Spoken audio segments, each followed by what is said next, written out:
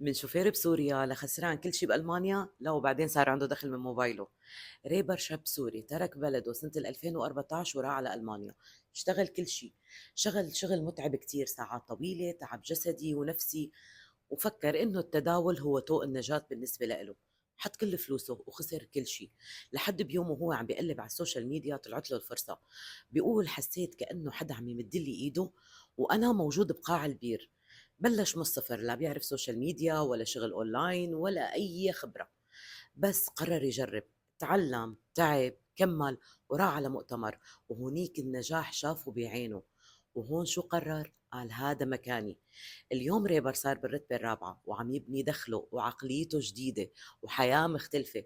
وإذا أنت كنت حاسس ضايع أو تعبان مثل ريبر، يمكن هي الفرصة تكون إلك. اكتب لي فرصة بالتعليقات وتواصل معي على رقم الواتساب الموجود بالصفحة. وما تنسى شارك قصة ريبر مع الناس اللي مثله.